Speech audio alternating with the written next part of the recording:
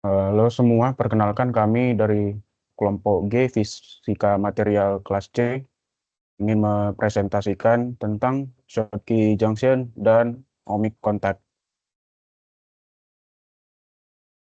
Pertama, yang perlu diketahui apa itu kontak logam semikonduktor.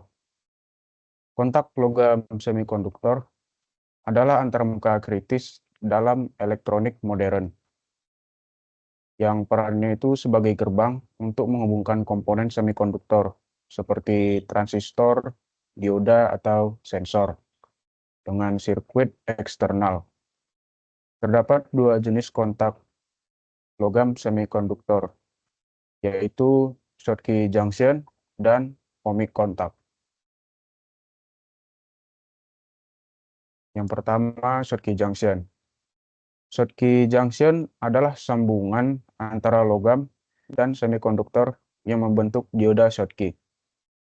Ia memiliki sifat rektifikasi atau arusnya mudah mengalir hanya dalam satu arah, mirip seperti dioda PN. Schottky junction pertama kali dikemukakan oleh Walter H. Schottky. Ia adalah seorang fisikawan Jerman pada tahun 1938. Ia menjelaskan prinsip kerja persimpangan logam semikonduktor yang menghasilkan efek penyearah atau rectification melalui konsep Schottky barrier atau penghalang Schottky. Teori ini kemudian dikenal sebagai teori Schottky mode karena Neville Francis Mott, seorang fisikawan Inggris, juga berkontribusi pada pemahaman dasar tentang kontak logam semikonduktor pada periode yang sama.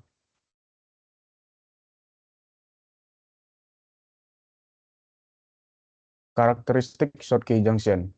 Sambungan Schottky memiliki karakteristik berbeda dibandingkan sambungan PN biasa. Berikut adalah karakteristik utama dari Schottky junction. Yang pertama itu pembentukan barrier potensial atau Schottky barrier. Ini bisa terjadi karena perbedaan work function atau energi minimum untuk melepaskan elektron antara logam dan semikonduktor.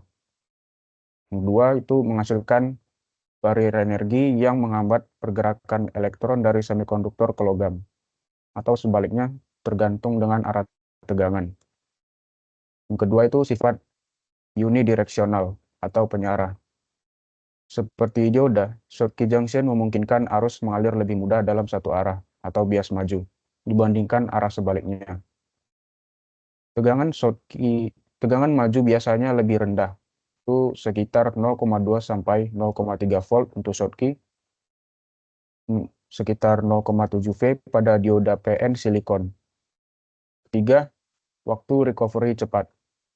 Karena tidak ada minority carrier injection, tidak seperti dioda PN, maka Schottky junction memiliki waktu switching sangat cepat. Sangat cocok untuk aplikasi kecepatan tinggi dan frekuensi tinggi. Yang keempat, kebocoran arus lebih besar. Arus mundur atau reverse leakage current lebih besar dibanding dioda PN, terutama pada suhu tinggi. 5. Tidak ada depletion layer dari kombinasi hole elektron. Karena hanya melibatkan satu jenis pembawa muatan mayoritas, itu elektron untuk semikonduktor tipe N, tidak ada proses rekombinasi yang kompleks seperti di dioda PN. Gambar tersebut merupakan simbol dari sebuah dioda Schottky, sebuah komponen elektronik yang berfungsi sebagai penyarah arus satu arah dengan karakteristik khusus. Secara visual, simbol ini menyerupai simbol dioda biasa dengan bentuk segitiga yang menuju ke sebuah garis vertikal. Namun yang membedakannya adalah adanya dua garis tambahan yang melintang di ujung katoda, menandakan bahwa ini adalah versi Schottky.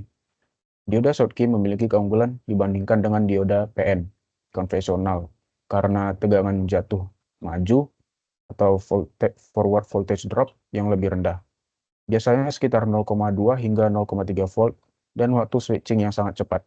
Oleh karena itu, komponen ini banyak digunakan dalam aplikasi frekuensi tinggi, rangkaian logika, dan sistem daya yang memerlukan efisiensi tinggi.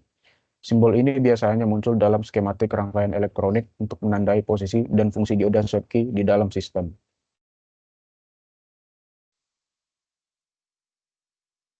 Perkenalkan, saya Auliaza. Di sini saya akan menjelaskan aplikasi Schottky Junction dalam teknologi modern. Schottky Junction yang terbentuk antara logam dan semikonduktor memiliki karakteristik unik seperti tegangan jatuh rendah 0,2 sampai 0,3 volt dan kecepatan pensaklaran yang sangat cepat karena tidak ada minority carrier storage. Berikut adalah aplikasi utamanya dalam berbagai bidang. Yang pertama ada rektifikasi cepat dan efisien. Power supply dan converter DC dan DC. Dioda Schottky digunakan di catu daya switch mode, SMP/S, dan regulator tegangan karena efisiensi tinggi dan rugi daya rendah akibat tegangan maju yang kecil. Contohnya ada adaptor laptop, pengisi daya smartphone. Yang kedua, inverter dan motor drive. Digunakan dalam sistem energi terbarukan, misalnya inverter surya, untuk mengonversi DC ke AC dengan sangat cepat dan mengurangi panas. Dan contoh yang kedua, ada optoelektronika dan sensor. Yang pertama, sel surya. Kontak Schottky pada sel surya, organik atau perovskit, meningkatkan koleksi elektron yang dihasilkan oleh foton, sehingga meningkatkan efisiensi konversi energi. Yang kedua, ada fotodetektor. Respons cahaya dengan kecepatan tinggi, misal di kamera kecepatan suhu tinggi atau sistem LIDAR. Yang ketiga, ada sensor suhu. Schottky Junction dengan material seperti SiC stabil pada suhu tinggi lebih dari 300 kurang dari 300 derajat. Cocok untuk sensor di industri otomotif atau aerospace. Yang selanjutnya saya akan menjelaskan tentang ohmic contact. Ohmic contact ini adalah sambungan antara logam dan semikonduktor yang bersifat linear dan simetris terhadap arus listrik. Artinya, tidak ada pembentukan penghalang potensial yang signifikan. Berbeda dengan junction Schottky, arus pada kontak ohmik tidak dikendalikan oleh hambatan termal atau penghalang potensial di kontak. Nama ohmic contact berasal dari hukum Ohm, yang menyatakan bahwa arus listrik melalui suatu bahan sebanding dengan tegangan V yang diterapkan, atau IV. Maka, ohmic contact adalah jenis sambungan logam semikonduktor yang mematuhi hukum Ohm. Arus meningkat seiring dengan tegangan secara linear. Yang selanjutnya saya akan menjelaskan tentang karakteristik ohmic contact. Berikut adalah karakteristik utama dari Schottky Junction. Yang pertama, tidak membatasi arus. Arus dapat mengalir bebas dua arah tanpa hambatan signifikan. Tidak seperti Schottky Junction, arus tidak dikendalikan oleh penghalang potensiometer. Arus hanya dibatasi oleh resistansi bulk semikonduktor, bukan oleh sambungan itu sendiri. Yang kedua ada karakteristik IV linear. Hubungan antara arus I dan tegangan V linear mematuhi hukum Ohm. R, V kali I, V dibagi I konstan atau hampir konstan pada rentang tegangan operasi normal. 3. Kotak konduktif dua arah. Tidak menunjukkan efek dioda, arus dapat mengalir ke dan dari semikonduktor. Digunakan sebagai terminal untuk arus masuk atau keluar, misalnya pada source dan drain transistor. Ya udah ya. Udah. Bisa dilanjut, Mas. Itu halaman berapa sih? Ini sekarang 13. Sekarang 13. Perkenalkan saya Dr. Akmal. Di sini saya akan melanjutkan apa yang dijelaskan oleh teman saya. Jadi pada keempat ya terjadi tunneling atau akumulasi. Pada semikonduktor tipe N, jika logam memiliki fungsi kerja lebih kecil dari semikonduktor, maka terjadi akumulasi elektron di antar muka. Atau jika barrier tipis terjadi tunneling elektronik. Yang kelima, doping tinggi diperlukan. Umumnya dibentuk pada daerah semikonduktor yang sangat terdoping atau EV doping tinggi membuat penghalang potensial menjadi sangat tipis, yang mana memungkinkan tunneling elektron. Yang keenam, tidak ada daerah deplesi. Berbeda dari Schottky kontak, tidak terbentuk depletion region yang signifikan. Daerah di dekat antar muka malah menjadi accumulation region, terutama pada tipe N. Yang ketujuh, ada stabilitas dan kontak mekanik harus stabil secara termal dan kimia dalam jangka panjang, dan biasanya dipilih logam-logam khusus seperti aluminium, tembaga, dan auge yang membentuk kontak baik dengan jenis semikonduktor tertentu. Lalu ada gambar, di mana gambar tersebut adalah diagram energi pita yang menjelaskan pembentukan kontak ohmik antara logam dan semikonduktor tipe N sebelum dan sesudah kontak terjadi. Di gambar sebelah kiri adalah gambar sebelum kontak di mana metal atau logam memiliki fungsi kerja work function, yaitu energi dari Fermi level ke vakum. N tipe semikonduktor memiliki fungsi kerja Fermi level berbeda dekat pita konduksi, menandakan tipe N, di mana CB adalah conduction band, VB adalah valence band, EC adalah batas bawah CB, dan EV adalah batas atas VB. Sedangkan di gambar kanan adalah setelah kontak, di mana logam dan semikonduktor bersentuhan, yaitu terjadi penyesuaian Fermi level, sistem harus berada pada kesetimbangan thermal, jadi Fermi level menyatu.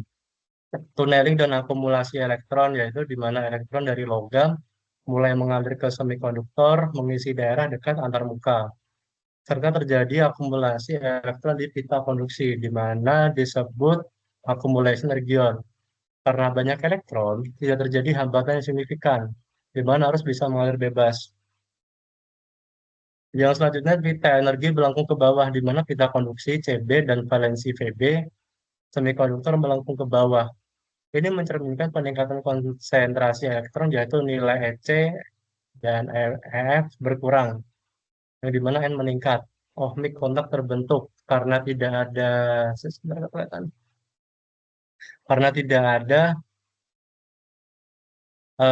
depletion region dan arus dapat mengalir dua arah tanpa hambatan. Ini disebut kontak ohmik. Yang selanjutnya adalah aplikasi dari ohmik kontak. Ohmik kontak biasanya digunakan di hampir semua perangkat elektronik berbasis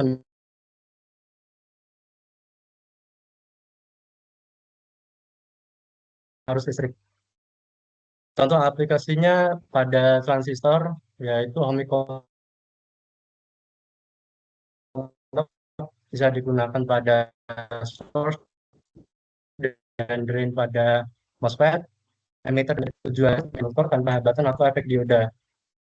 Dan satu aplikasi selanjutnya adalah pada dioda, di mana digunakan sebagai kontak belakang pada dioda PN dan Schottky. Satu sisi berbentuk junction PN atau ini harus ohmik agar arus dapat mengalir lancar keluar dari perangkat. Selanjutnya adalah aplikasi pada solar cell, pada sel surya berbasis silikon atau material lain, misalnya GaAs. Ohmik kontak digunakan pada kontak depan, grid, dan kontak belakang, agar arus yang dihasilkan dari cahaya matahari dapat ditarik keluar secara efisien ke rangkaian luar. Dan selanjutnya ada LED atau light emitting diodes.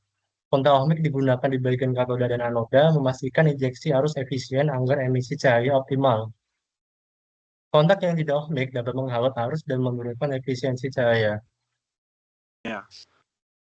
Di halaman berapa ya? Ini ya, kesimpulan. Baik, saya akan melanjutkan. Saya Leonard Francisco Asistinjak. Saya akan melanjutkan presentasinya.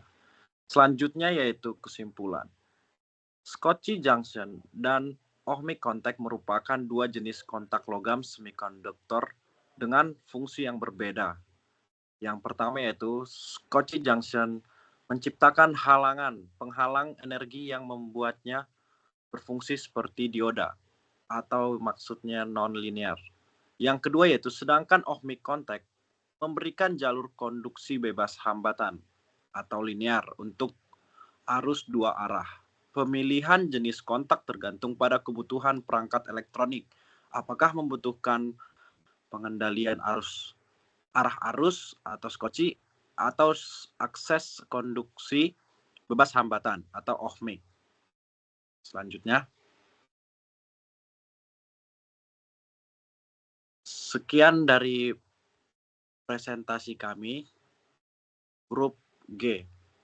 Apabila ada kata-kata yang kurang sopan atau tidak enak di hati, mohon maaf dan terima kasih.